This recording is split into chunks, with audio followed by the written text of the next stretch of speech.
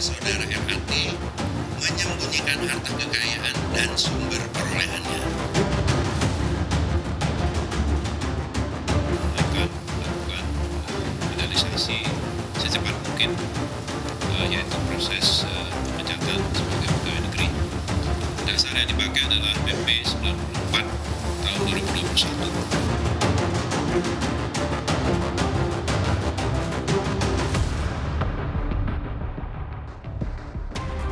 Saudara, Kementerian Keuangan memecat Rafael Alun Trisambodo sebagai aparatur sipil negara atau ASN di lingkungan Direktorat Jenderal Pajak. Di saat bersamaan, saudara, KPK masih memeriksa Rafael Alun. Apa potensi jerat hukum terhadap Rafael dan bagaimana Kementerian Keuangan akan mendukung proses hukum terhadap Rafael?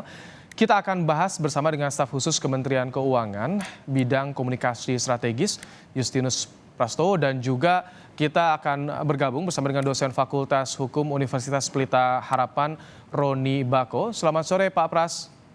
Selamat sore, Mas. Kita sambil menunggu Pak Roni juga ya, Pak Pras. Pak Pras, jadi alasan pemecatan RAT Rafael Alun Trisambodo itu apa saja yang ini krusial bagi Kementerian Keuangan, Pak Pras? Baik, terima kasih. Tadi sudah disampaikan oleh Bapak Irjen Kemenkeu ada beberapa alasan. Yang pertama tentu sesuai dengan aturan kepegawaian, ada pelanggaran disiplin yang dilakukan, antara lain tidak melaporkan harta kekayaan secara lengkap kepada KPK, termasuk ke Kementerian Keuangan, lalu juga tidak memberikan contoh teladan hidup yang baik sebagai pejabat negara. Lalu juga tadi disampaikan ada konflik kepentingan antara yang bersangkutan dengan pekerjaan, dan juga diduga ada beberapa tindakan untuk mengatasnamakan aset ke orang lain atau menyamarkan kepemilikan. Ini yang menjadi dasar hasil pemeriksaan Inspektorat Jenderal untuk melakukan proses kepegawaian kepada yang bersangkutan. Pak Pras, apakah Kemenkeu juga melihat ada indikasi tindak pidana sehingga harus memecat Rafael Alun? Kementerian Keuangan bekerja pada ranah administratif sesuai dengan Undang-Undang ASN dan PP 94 tahun 2021. Kami melakukan pemeriksaan dalam koridor administrasi, yaitu dugaan pelanggaran disiplin pegawai. Dalam pemeriksaan, bila kami menemukan beberapa hal atau indikasi adanya tindak pidana, tentu kami akan berkoordinasi dengan aparat penegak hukum. Jadi dapat kami sampaikan, nanti setelah selesai proses ini, kami juga akan menyampaikan hasil pemeriksaan pada penegak hukum untuk dapat digunakan sebagaimana mestinya. Itu prosedur yang sudah biasa kita lakukan. Baik, Pak Roni sudah bergabung bersama kami. Ya, Mas. Baik, Pak Roni, tadi ada paparan dari Kementerian Keuangan, hasil audit investigasi terhadap Rafael. Apa yang bisa Anda lihat dari laporan ini? Apakah ada potensi pidananya? Jadi kalau Kementerian Keuangan itu kan hanya administrasi saja, Mas. Jadi memang dia mengusulkan administrasi, nanti memutuskan nanti itu berjenjang gitu, Mas. Ada berjenjang dari bawah ke atas gitu loh, Mas. Tapi melihat paparannya seperti apa? Apakah ada tadi menyamarkan harta, tidak lapor harta kekayaan secara menyeluruh? Ini ada indikasi ke arah pidana atau tidak menurut Anda, Pak Roni? Kalau secara peraturan pemerintahnya itu jelas sudah ada dugaan pelanggaran tindak pidana berat itu, Mas. Seperti yang dikatakan oleh Pak Irjen tadi. Ketika Irjen memeriksa itu dia tidak sudah sesuai dengan alat bukti gitu, Mas. Kalau ada indikasi tindak pidana, dari mana ini penelusurannya harus dilakukan? Kan rentang waktunya panjang, Pak Roni. Ya, itu kan dilihat laporan tahun-tahun sebelumnya ya, tadi kan. Jadi harus ada minimal 2 alat bukti tadi. Ya, apakah benar dugaan bukti memang pihak kementerian itu memang memeriksa berdasarkan laporan yang sudah ada, laporan yang ada di pihak 3, misalnya berita di koran, pemeriksaan KPK. Nah, itu bisa menjadi dasar itu tadi, Mas. Betul. Baik, saya ingin Pak Pras, sebetulnya audit investigasi ini dimulai temuannya dari tahun berapa sih, ketidakpatuhan laporan, ada penyamaran harta aset yang dilakukan oleh Rafael, Pak Pras? Baik, sebelum terjadi peristiwa yang kita lihat sekarang ini, Itjen Kementerian Keuangan juga sudah melakukan klarifikasi atas LHKPN Saudara RAT dari tahun 2012 sampai 2019. Jadi kami juga secara aktif melakukan pengumpulan informasi, keterangan, data, lalu melakukan klarifikasi ke berbagai pihak termasuk PPATK, koordinasi dengan KPK dan juga memanggil yang bersangkutan. Jadi bukan karena kejadian kemarin. Nah, kejadian kemarin ini membuat kami melakukan penajaman atau penguatan pemeriksaan sesuai dengan informasi yang disampaikan oleh publik dan juga kami. Karena itu yang jadi pertanyaan Pak Pras, jika auditnya dilakukan dari tahun 2012, mengapa baru saat ini, baru sekarang Kementerian Keuangan langsung blow up dan menyatakan Rafael dipecat? Ada kekeliruan yang dilakukannya Pak Pras? Ya, yang pertama, Kementerian Keuangan sudah membuat profiling berdasarkan resiko pegawai atas dasar LHKPN dan lain-lain. Saudara RAT ini masuk dalam high risk atau dalam kategori yang berwarna merah. Artinya ini sudah masuk dalam yang diawasi secara sungguh-sungguh oleh Inspektorat Jenderal.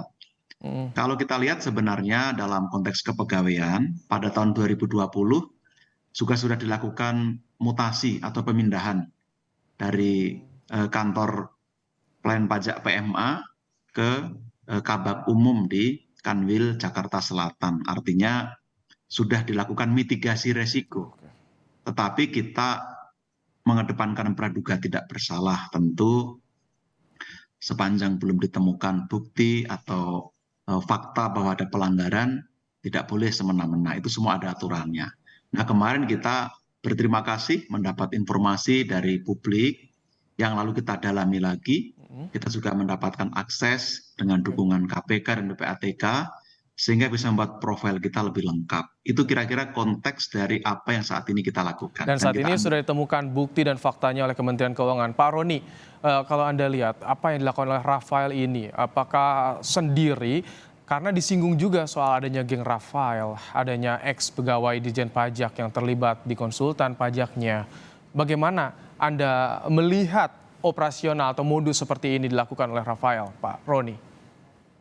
Ya, jadi berdasarkan kalau kita lihat dari temuan PPATK itu jelas bahwa yang bersangkutan itu tidak bekerja sendiri. Jadi dia pasti dibantu oleh teman ataupun rekan ataupun gengnya lah. Jadi tidak mungkin sendiri. Itu pasti ketika ada pemeriksaan yang bersangkutan kepada wajib pajak, dia akan melaporkan kepada atasannya ataupun dia melaporkan kepada rekan sejawat ya tadi. Nah, jadi tinggal kita lihat aja lingkarannya. Lingkaran ketika dia memeriksa wajib pajak, siapa rekan sejawatnya, siapa atasannya. Jadi sebenarnya itu bisa ditelusuri. Apalagi tadi berdasarkan penjelasan Pak Justinus kan sudah ada demosi kan dari Kak Kanwil menjadi kepala bagian. Itu sudah jelas.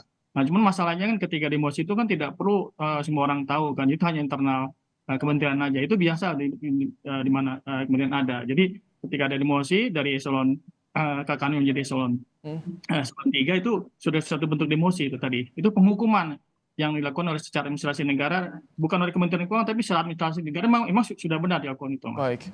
Pak Roni, kalau tadi soal pidana, ini yang harus didahulukan untuk penelusuran sumber dananya atau TPPU-nya Pak Roni di kasus Rafael ini menurut Anda? Ya sebenarnya yang pertama harus dilihat adalah sumbernya.